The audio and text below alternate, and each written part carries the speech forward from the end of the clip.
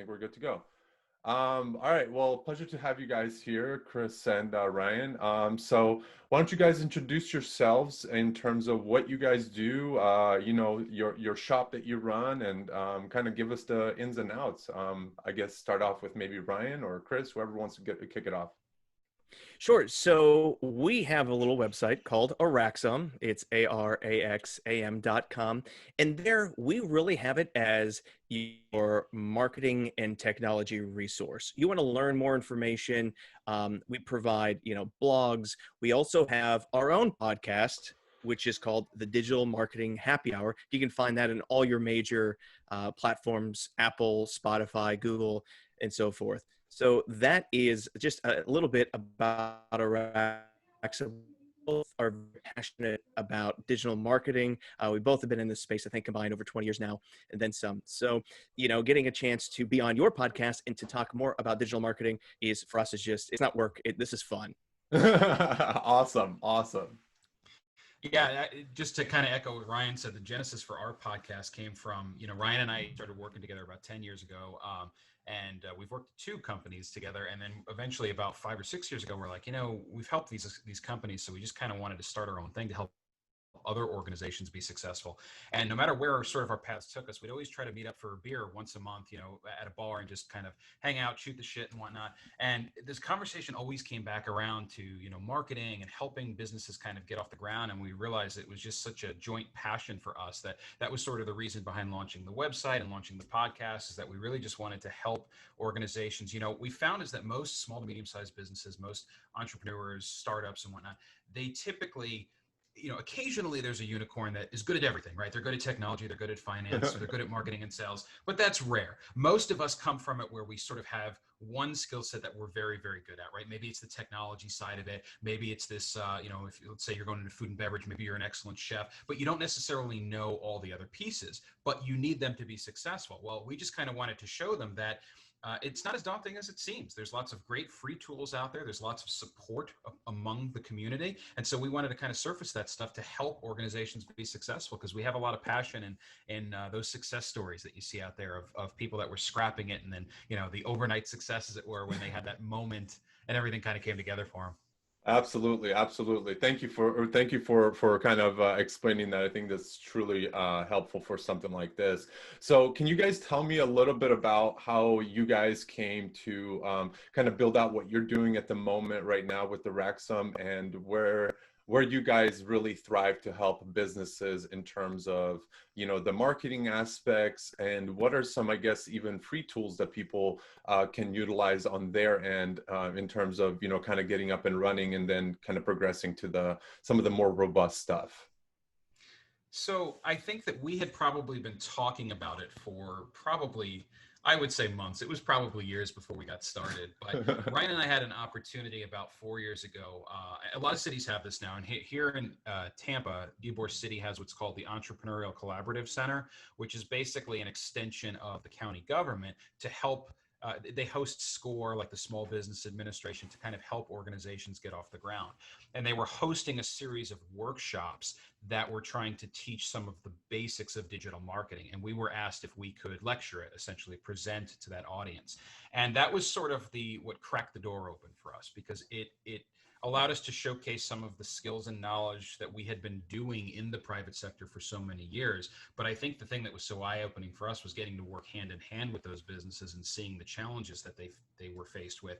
We decided to launch the website, and then years later the podcast, to provide some of those tools and resources to organizations. And Ryan and I's story, we sort of landed in the same spot of being passionate about helping businesses with growth. But we came at it from different angles. My background, I came up through the computer science side of things. I was a software developer for years, and actually ended up in the web side, which is how Ryan and I met.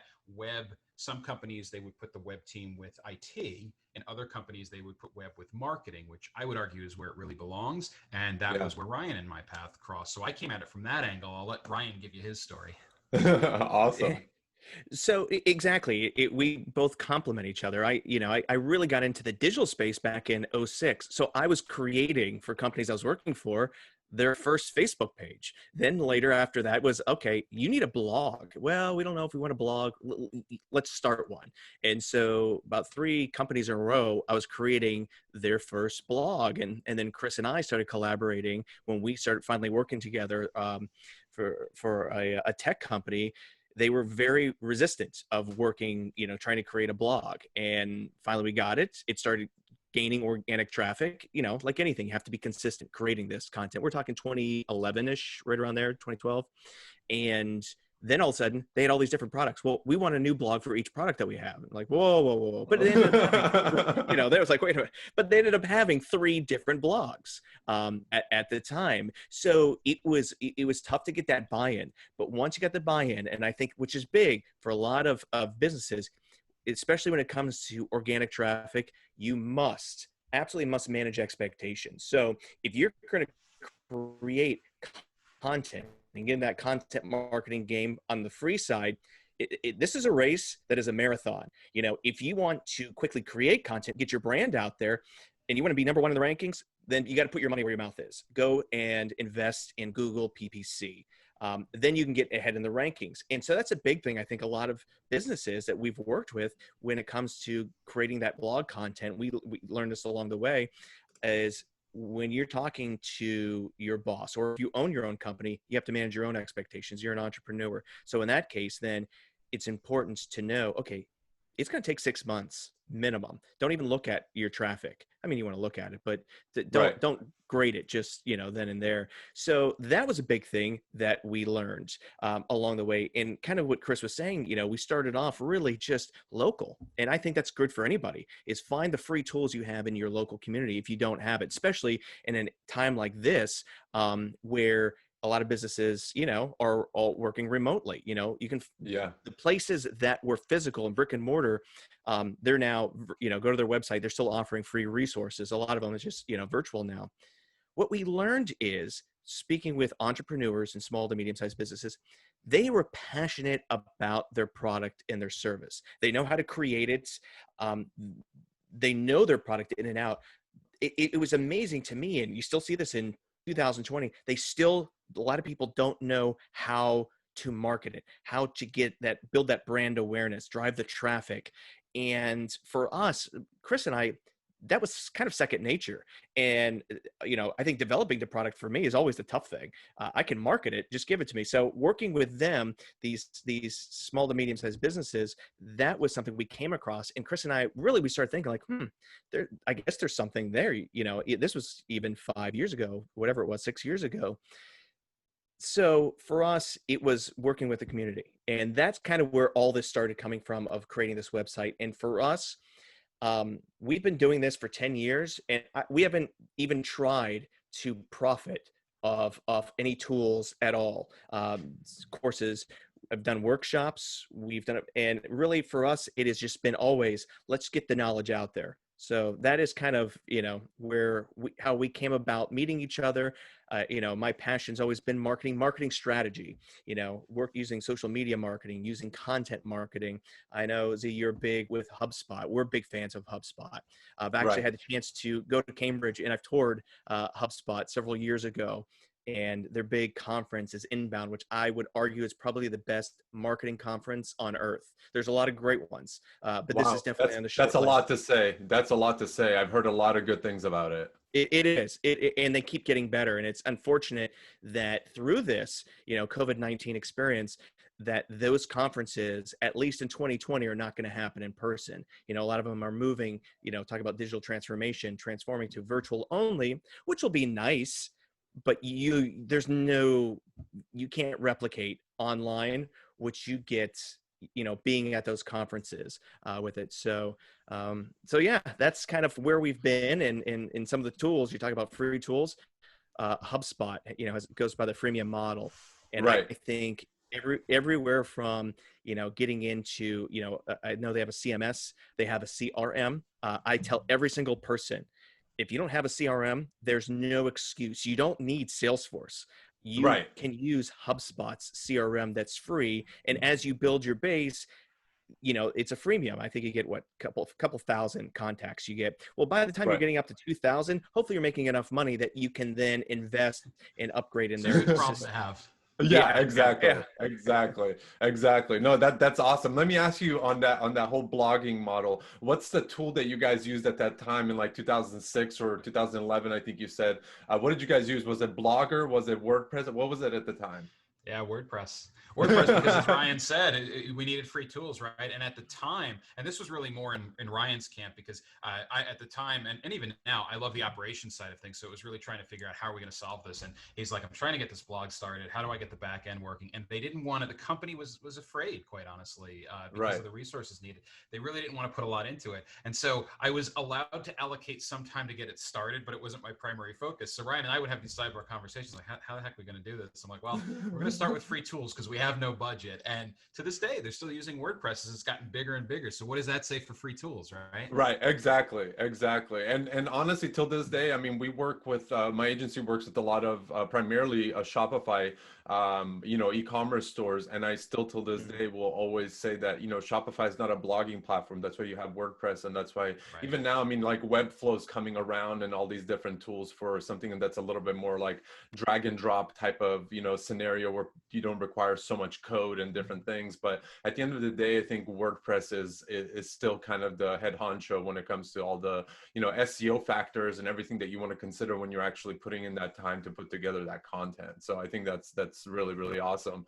And for you guys, how many I guess small businesses or clients at the moment are you guys working with on a day-to-day basis, and how does that work for you guys? How's the time allocated? Is it mostly focusing a lot of the stuff on the podcast now, and that's really how the information gets delivered, or is it more so going into well, not at this moment, but kind of working people virtually and kind of getting them geared up for everything? The podcast, without a doubt, I think is the best way to get it out there. We have been surprised.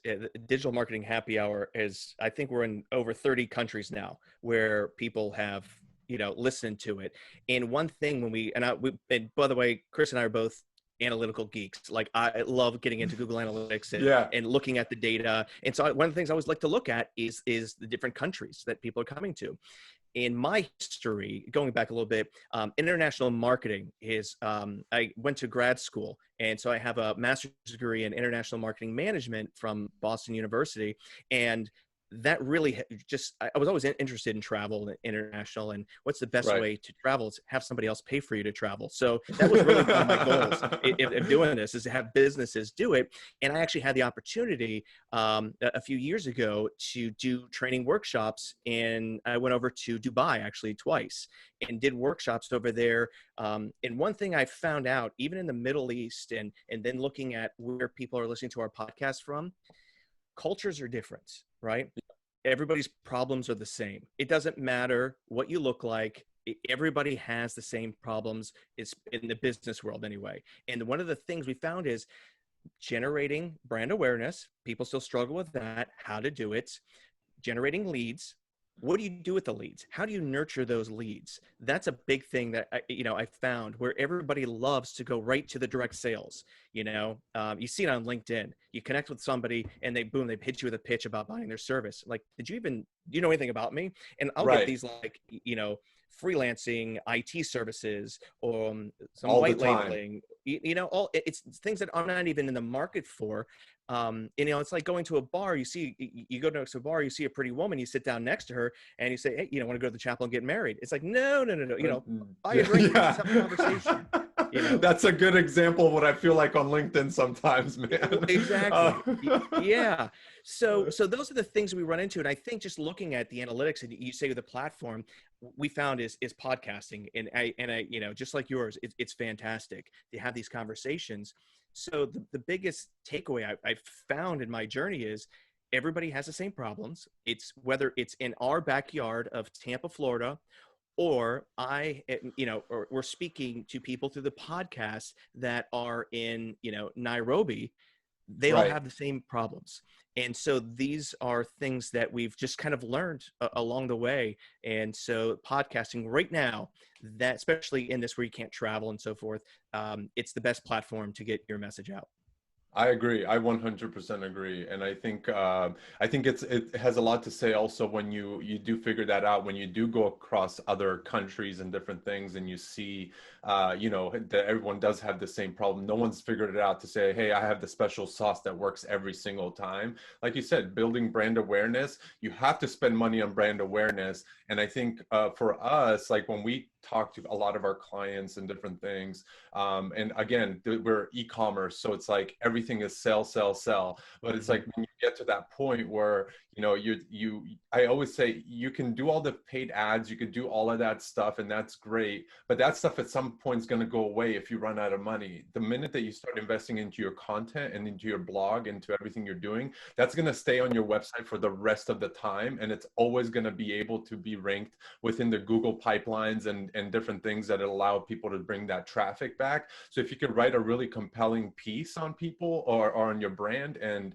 you have good writers in house, then that's really where the value, at least for us, like I have this amazing head of marketing on our end, and we have like 6 writers, and you know, when they do something, it really comes from a place of, hey, it is a little bit on the SEO side, but we also want to make it fun and happy and quirky so that people could actually remember us for something. So it's just like, I think that's really where people have to start, if they haven't already, start shifting into that world and saying, you know what, this is going to be a blog that's going to be, you know, really, really sticking to it's stuck to your business. It's not some ad that's going to go away after 24 hours type of thing. Right, right. And I think most of the time you see, or at least one of the things that Ryan and I have seen continuously is especially from the sales side, people tend to be very solution oriented, right? So they want to jump right in and here's the solution we've come up with. Well, the first step is problem identification, because if you're not solving the right problem, then it doesn't matter how much energy you put into it, right? So it's taking the time to make sure you're solving that problem correctly. And we've seen so many people that'll say, I got a budget, I wanted to buy Pandora ads, or I want to go get a billboard, or I want to do a radio spot. And it's like, hang on, is that where your audience is? Right. And most of them, they don't even know enough to look at the data. 90% of developing an effective campaign is all in the planning stages. It's all in sifting through the data, making sure you've properly identified the problem, identify what your goals are going to be, identified your audience, and then developing a strategy that helps meet the audience where they live, work, and play. And everyone's customers, in my opinion, live in different places. There's some obviously some overlap, but if Pandora works for somebody, it might not work for the other person. And I think that's and just because it has a huge reach doesn't mean that reach will be successful for your audience, to your point. Exactly. And you're talking about segmentation, you know, when saying, you know, part of your audience could be and I think that's big too. And to Chris's point, when you're asking these questions, a lot of times they're like, you get a shoulder shrug, or you'll get the response, I don't know. And you kind of have to go back to it. Well, it's like, well, why don't you know? You need to find these out. And you keep, you know, as a business, you have to keep challenging yourself. If you're a solopreneur, small business, or your department, you have to keep challenging them to keep digging deeper. It is marketing, and understanding your audience is an onion, and there are a ton of layers. Most people look at it, or they'll peel one layer back. It's deep down. And tools that I really love that give you the information is, talking about free tools, is Facebook. And I'm not even talking about the Facebook ads standpoint of it. A lot of people don't even look at the page insights. Now, you have to have people liking your Facebook page to get an understanding of that. But you can go to the page insights and start getting an idea of all the demographics and interests that people have on Facebook. You create that. Open up your Google Analytics, look at the interests there.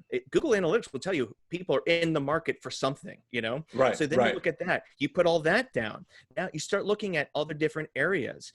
If you're a B2B or B2C, I highly recommend that people put in the LinkedIn tag on your website, even if you're not buying ads.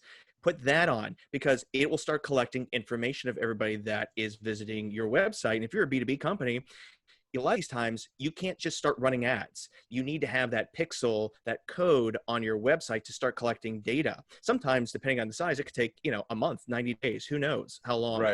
I'm all about put all that on there through a Google Tag Manager, so it doesn't slow your site down, and start collecting the data. So that way you can effectively, you know, once you start looking at the demographics on Google Analytics, Facebook, LinkedIn, so forth, now you have a better idea of who your audience is. Create a persona, an ideal customer avatar. You give it a name, Jane, Mary, whoever, Right. and you create it as if that is a person that you're talking to in real life, as if they were talking to you right now. And you almost want to paint a picture. What are their hobbies? What do they like? Because when you get into the paid part of like a Facebook, you can get very granular in who you're targeting. We're Yeah. targeting,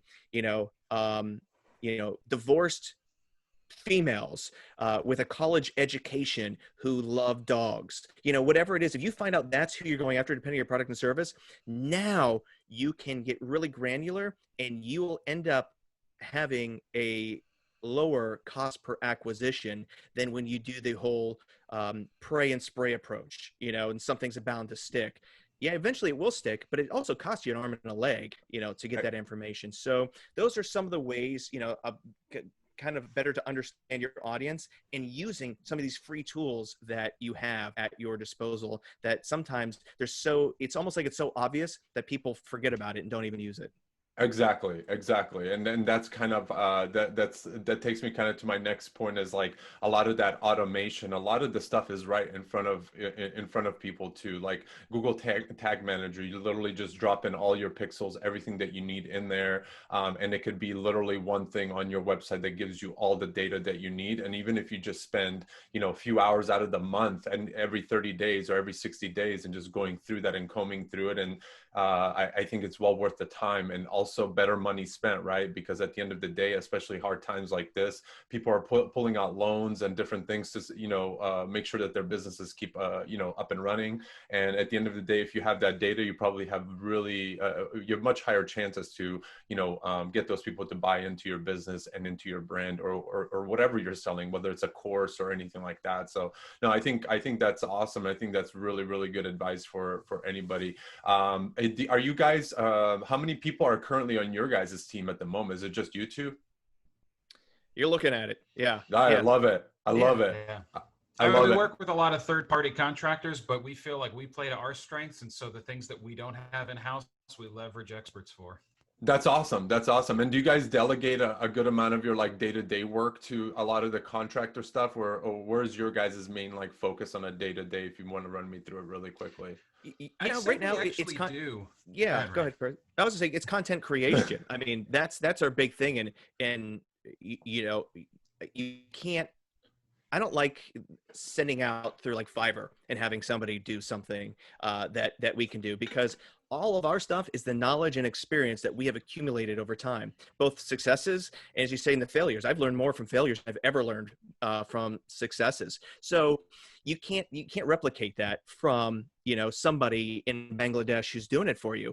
You can have them do maybe some graphics and things like that. I think is great. But when it comes to the content creation, we do the podcast. That's the big thing. And, you take one piece of content and then you redistribute it among multiple platforms. So part of our strategy, and this is something we do in-house, part of it is it's a passion. I kind of like doing, we record, then it gets obviously edited, podcast then becomes a blog post, right? So then we create a whole blog post with a link to the website, or to the website, but also links to the podcast as well. Then you take, you create an infographic or some sort of picture that's great for social media, embed that as well inside the blog post. Also use that on Instagram. So really, it's something that we do in-house, because I feel nobody cares about your product or your stuff than you do, more than you do. Right. And, we enjoy it. To me, it's not work. It's fun. And you talked about, data at the end of it is the things I love is after everything's published and deployed, emailed out, is now going back and looking and seeing what the responses were, because it helps you move the needle forward the next time. Exactly. Yeah, and the biggest thing I think we've seen, and I'm sure this is true for you as well, with small to medium-sized business owners, the one thing they all have in common, and you have to have it if you're gonna take that leap and launch a business, is passion. And it doesn't matter if what they're running is a restaurant and they're very passionate about cooking, or they're an agency and they represent clients. They're very, very passionate about what they do. It's no different for Ryan and I, right? We really love this side of things, and so there are certain things that we've acknowledged that's not our strength. Ryan and I are not graphic designers, so we leverage outside agencies and whatnot for that. We've got one that we work with that's been fantastic. But then there's other aspects of it. Like, I'm not an audio engineer, but I actually I geek out over going through after we've recorded for the podcast, because I like to mix in some sound bites and things like that. And I care so much about that content that that's something that I'm doing right now. Now, am I going to do that forever as we start to evolve into doing more coursework and stuff? No, of course not. But to Ryan's point, the content is really the heart of it, and it's authentic. You know, you're talking earlier about some of the posts and whatnot that you put out, and the way you add sort of your flavor to it. Well, it's very much the same with us, and there's a level of authenticity there. The most recent podcast we just launched, the title of it was something along the lines of "Pivot Like Ross for your small business to survive and thrive," which is a Friends reference, right? Yeah, and it's just cheesy enough that it represents Ryan and I, but I think it's relatable and it's authentic to who we are. And so we try to make sure that all of the content that really lives through in it, which is why we're probably doing more of it than we will end up doing in the long term. I love it. I love it. I love it. Do you guys still get to a lot of the stuff, like using project management tools and different things like that? Do you guys want to speak on kind of like the core tools that you guys use internally, whether it's, you know, for editing or anything like that? Sure. Is there anything on that side of things? Yeah, I mean, again, it's primarily free stuff. Asana is the primary program we use for project management, just because we found it so easy and it integrates with so much. But we tend to leverage Dropbox for file sharing. We're using Google Drive, particularly Google Sheets and Docs, for sharing of information and putting together project plans and things of that nature. We're using HubSpot. We're on a free model for that as well, for sort of managing leads and things of that nature. Audio editing, I'm using Audacity, which is a free open source tool. I'm trying to think of anything else you can think of, Ryan? Yeah, I think the only other thing I can think of too is Trint, Trint. That is now that's not free. It's a premium, but it transcribes. So you know, all nice. of the and so using that is to create the blog posts. Try to couple of different transcription services. Nobody is perfect. You have to read everything over again, but the information is definitely, you know, I would say probably 90% correct. And then you have to change something. Sometimes it puts a period where maybe a period shouldn't go and correct some words. But other than that, that's part of the content of the podcast. Those are definitely some of the services. Again, 99% of everything we just said are all free tools. Only one so far has been a premium. Even on the data side, we're using Google Analytics. We're still using WordPress to this day to host blogs, because it's got so many great third-party plugins. True. So. I love it. I love it. And so I do have a one question that I kind of try to ask a lot of the guests. What is the one key component, and you guys might have covered this, that sets you guys apart from any other, you know, kind of content agency or content shop, you know, providing services to clients? Is there anything that you guys would say, hey, you know, I know you guys obviously have the passion and everything like that, and you guys take your shit really seriously, but what would you say is, like, when you guys came together, it's like, we haven't seen anybody do this, let's make this, you know, let's work towards this, or let's make this kind of our core competency about why people come to work with us, or why we would want to go work with somebody? Because I think from our perspective is, as much as clients choose you, you have the right to choose your clients. Absolutely. As well. So we want to make sure we're always working with people that have the same kind of, well, not same ideas, but more so have some sort of compatibility with each other, to say, hey, you know, I like you even just as a person, and we might not agree on, you know, certain business things. We could still keep our relationship going, even if we don't work together, type of thing. Yeah, I mean, I would like to tell you it's that we're more authentic or that we're more passionate, but I think that's true of a lot of people in the space. For me, I think the one thing that's really set us apart, I think Ryan mentioned earlier, is we're both data geeks. I don't like to make decisions based on opinions. We always sit down and say, hang on, what does the data say? And if we don't have it, how do we go get it? And so our big selling point with businesses is, how do we sift through the data you have, or collect the appropriate data so that you truly understand what the problem is and who the audience is, and then we will work with you to develop strategies to solve it. I would say we're not, Chris and I don't reinvent the wheel. All right. Right. You know, I'm not going to tell you anything that's going to be, you know, different than what Gary Vaynerchuk or Seth Godin, for the most part, is going to say. That's okay. You know, and here's the thing, you know, this is where imposter syndrome comes in. I don't know if I can do it, this and that. We're all unique. We all have personalities. nobody here, whether it's on this podcast or around the world, we're not made for everybody. Okay. Right. People, if you bring out your personality, that will gravitate, and you use your knowledge and the passion, all that, it will bring people to you and vice versa. So what stands us apart? It's our personality. There's only one Chris Casale. There's only one Ryan Smith. Well, there's 50 million Ryan Smiths, but there's only this one here. I was just about to say, there was probably a lot more Ryan Smiths out there. There actually are a few other Chris Casales, if you can believe it. There might be. I think I might be one of the only unique ones here then. You might. Well, that's true. Yeah. So that's it. It's and I would say to everybody, don't be afraid to get started. Are you going to say something that 500 people before you said? Good chance, very good chance it's going to happen. But that's okay, because people are drawn to you by your passion, maybe by how you tell a story, how you teach, how you educate your product or service. That's what's going to draw people. And a lot of times they're not buying necessarily the product. They're buying the people behind the product, and I think one of the greats of this is Simon Sinek. And his book that shot him through, like a rocket was, it starts with why. Is that what it is? Right. I just lost it for a second. Yeah. Chris and I both had a chance to hear him speak in person, and he's a phenomenal storyteller, and people have replicated what he has done. But really, that whole concept is, it's about people buying who you are. What's your why? Why are you doing this? You could have the same widget 50 million other people have. What stands out from you? A lot of times it's your passion. It's your customer service. Are you doing the right thing for your employees, for other people? People read into that. People see that. They're not afraid to go and learn more about you. I've worked with a ton of car dealerships, and that is an interesting industry. Cars are a necessity. Yeah. Unless you live in Manhattan. Outside of that, cars are a necessity, around the world. Everybody hates car dealerships. You go to it because you have to go to it. What's interesting is, and I always try to tell all the car dealerships I worked with, is you have to humanize your brand. People get anxiety. It's like coming to the doctor's office. They don't want to do it. They all feel they're getting ripped off.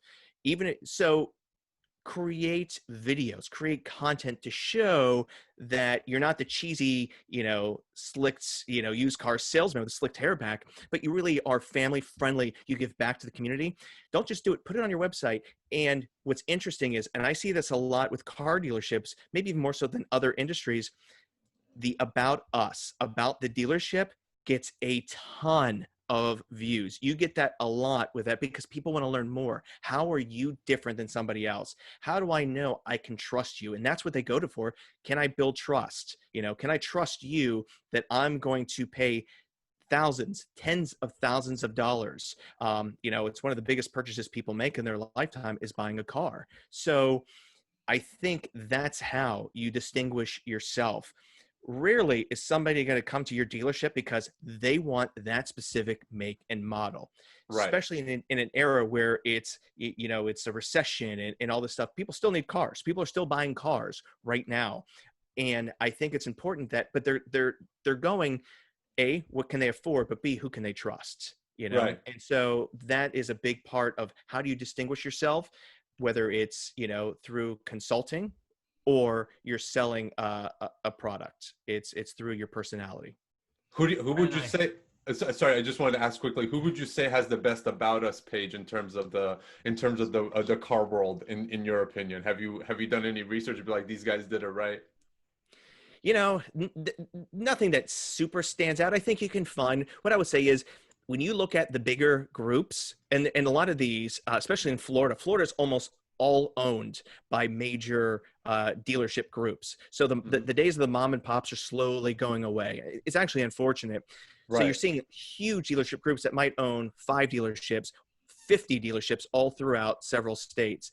Those are the ones that actually do have some of the best about us pages. And I'm not going to promote any specific ones, but go right. Check out some of those. Those are the ones that you can look at. The ones who have the worst are usually the mom and pop. And they're the ones who need the most help. I would say that. Yeah. No, that's awesome to know.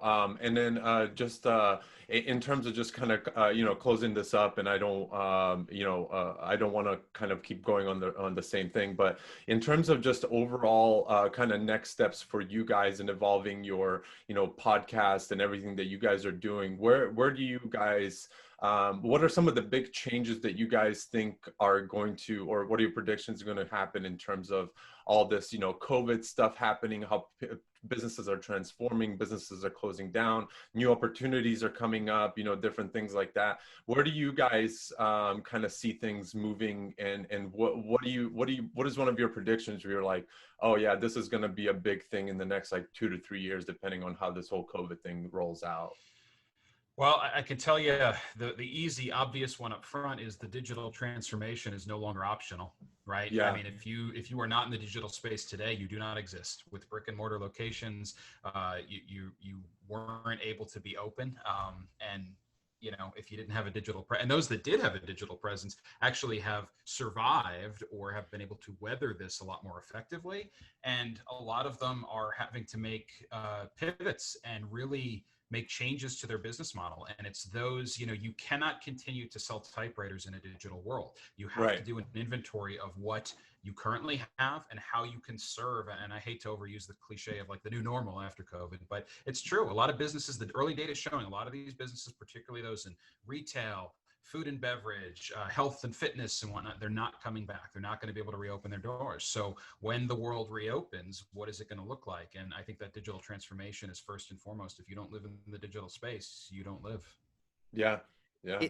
In Tampa, we have a really good local brewery scene here. There's tons. I mean, it's taken off in the last 5-7 years, something like that.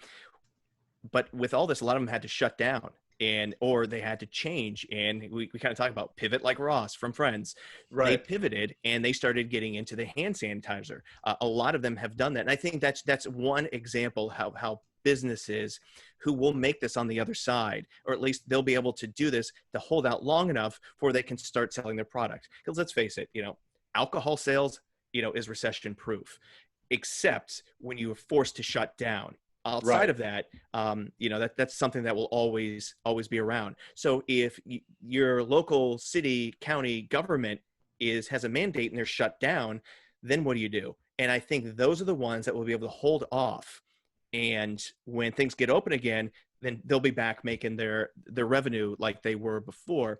So that to me is just one example of how we're going to see this. You have to think cliche, think outside the box. What can you do to survive? And you do it because you have to. And you have to go back and whiteboard it and see, okay, let's take a look, step back, let's brainstorm, let's whiteboard all of this. What do we have? What's at our disposal? What can we do? If you're a restaurant, we talk about, the content creation, create videos. Hey, here at, XYZ, this is how we make our pizza. Here's all the ingredients that we use, and go through it, create content that way. Now, is that going to be direct revenue? No. But if you're shut down, but your kitchen is open and you can do takeout orders and deliveries, and you never were doing it online before, now you can. Now, all of a sudden, you have a contract with Uber Eats or, Grubhub or something like that, so that they can do the deliveries. That would be another example of that digital transformation and getting people aware, showing them all the ingredients. And here's one thing I'm never worried about is giving people all the ingredients to do something. Our ingredients are marketing. We go through and say, here's how you create a marketing campaign. I'm not going to charge you for that because, if you ever try to cook a recipe, you buy a cookbook and you try to do it. If you're not a professional chef, it's not going to taste like any of those chefs you see on the Food Network, anything like that, right? You can make it. People will always go back and, to that restaurant when they can. I think the same thing's here. Give away the ingredients. That doesn't mean they're still not going to come to you, for it. And if they never do, you still build your brand awareness. You're still going to be locked in their head. They're still going to think about you down the road. It might not be instant gratification that you're going to get a sale from that person, but they will remember you when the time is right for them. So I agree, Chris, 100%. Digital transformation, you're forced to do it now. You have to figure it out. where there's a will, there's a way. And the biggest thing, I'm a big fan of Marie Forleo, and she came out with a book, I think it was early in 2020. And her book is Everything is Figure Outable. And it's Yeah. such a great motto to live by. And businesses have to figure it out. There's a way. You just have to, figure it out. So that is the biggest thing. I agree with Chris on that. I 100% agree. I love that. I love that saying, because that's literally how I work. Throw me in the jungle and I'll work it out and I'll figure it out and get to that point. See, my thing was when all this was happening, we started seeing the transformation of like brick and mortar and restaurants and coffee shops. Some stayed open because they had the drive-through, others had to completely shut down. For me, I feel like now the whole construction industry and everything that's being built, all the new stuff, like we have building going on all the time here in the Sacramento area. It's one of those things where I feel like every restaurant, no matter if you're high end, low end, whatever, it's actually the fine dine restaurants that are actually going out of business and never coming back because they can't do to-go orders. My thing is, aside from all the Grubhubs and everything like that, I think people are going to be forced to have a drive-through option for whatever they're doing. Have some sort of gateway, even if it's like a big window where just people pull out, you give them their food or something like that. Because as much as I love delivery, I still like going out and maybe scouring, going down the street and be like, what am I going to eat today? Like, let me kind of go into one of these places. And when you drive down and you can't really figure out what's open and what's not, rather than, having everybody pretty much be open just because they can do like sort of like the takeout model and different things like that. So I think that's going to be a huge thing going forward. And I think, Chris, you're absolutely right. If you're not on the digital platforms, I mean, we saw it happening in the beginning when people knew that things were shutting down. Everyone's jumping over to Shopify because it was so easy to set up, get up and running, get a template, throw it on there, take a couple of pictures of your products. Nothing has to be amazing. Nothing.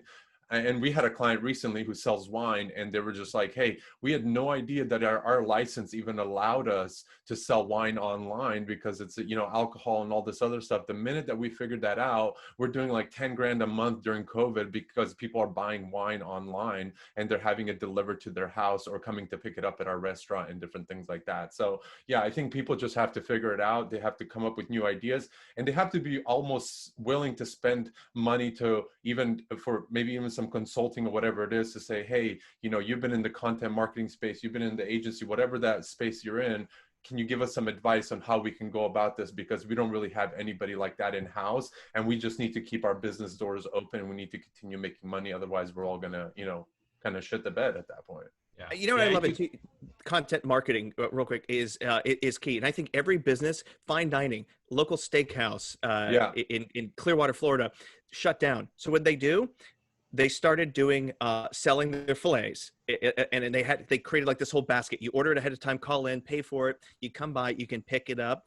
On Wednesdays, they do a virtual wine tasting. They do Facebook Lives, so they're always talking with their sommelier to keep it up. You can then purchase those wines, when you're doing your order and so forth. And I thought that was just a great example of a mom and pop local I love steakhouse that is kind of reinventing themselves. When you couldn't go inside, they took all the tables and they put it outside in the parking lot. So they covered half the parking lot. You couldn't park there, so they could continue to do business. And it's those little things. And this is Florida, by the way, where in the summertime, the heat index, it feels 105 to 110 degrees outside. Yeah. So for me, it's an awful experience, but they were trying to do the best they can with it. And I totally give them kudos for that. I'll take the to-go and grill it at home. But I think the big thing too is they reinvented themselves a little bit. And going to your point, I think content marketing, everybody should be in content marketing. A fine dining restaurant that you traditionally went to eat inside should be a content marketing machine. Exactly. All companies, whether it's a brick and mortar restaurant, should be a media company. If they start thinking we're a media company that also serves food, that serves great wine, I think that mental shift is all they need. And then they start thinking themselves, and all of a sudden it produces the content. They start creating these Facebook Lives, Instagram Lives. They do TikTok. TikTok doesn't have to be a silly dance. There's actually a lot of business that happens on TikTok. You create those, all of a sudden your brand awareness just shot through the roof. And you're letting people know, hey, while the rest of the world is shut down, we still have, our kitchen is still open. You just can't eat inside, but here's Right. different ways. And we're going to educate you on how to create the perfect steak. We're going to educate you on the wines that you love. And this local steakhouse started doing that. And to me, I think every business, no matter what you are, should take a similar approach to that. Absolutely. I think businesses have to reshape the way they think too. I think there's a sense of a lot of organizations, because they're run by humans, operate out of a place of fear, right? Right. It's not going Right. for what you want, it's avoiding losing what you already have.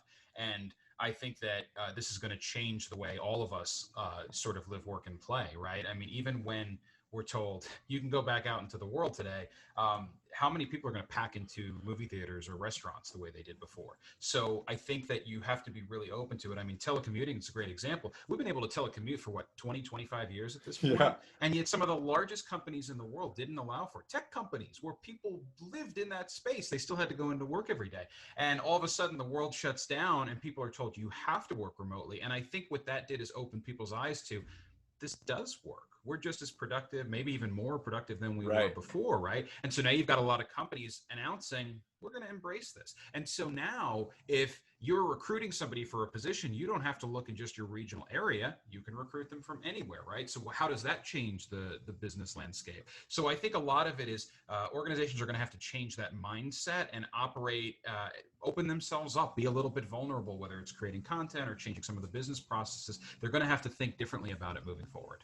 Absolutely, absolutely, and I think what Ryan said too is like you have to think of yourself as a media company that sells food or sells drinks or whatever it is, because at that point you're gravitating towards a whole different market, a whole different type. Like those businesses, that steakhouse that you sometimes might not even eat steak, and you just can appreciate what they're doing. You might go over there and just throw a little donation in their little donation box, be like, hopefully this helps you guys stay alive at some point, because I love what you're doing. You're trying to do everything you know how to do, and you're willing to take advice from people. And I think that shows also a lot of character, I think, within the, the business owners and the people that are working there. So yeah, I think that's really, really awesome. So is there anything else that you guys wanted to kind of chat about on this podcast, or did we kind of cover everything at this point? I know we talked a lot about a lot of stuff. We did cover a lot.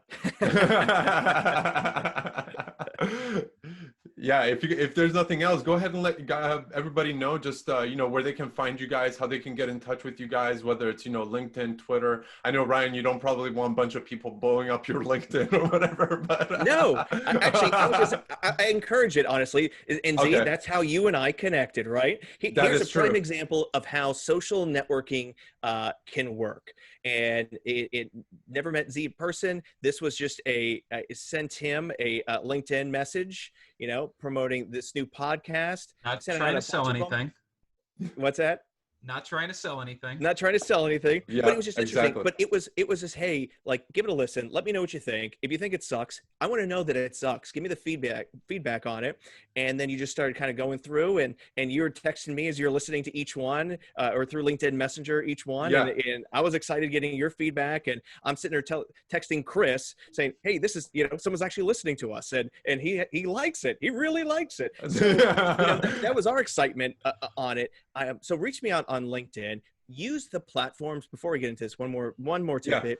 Don't use the absolutely. platforms as a direct to sales first. Nurture these people, provide value, give stuff away for free. Your knowledge, educate, how-tos, guides, whatever it is, give that away for free. LinkedIn is a great way to do it. Don't abuse it by connecting with people and completely just selling your services.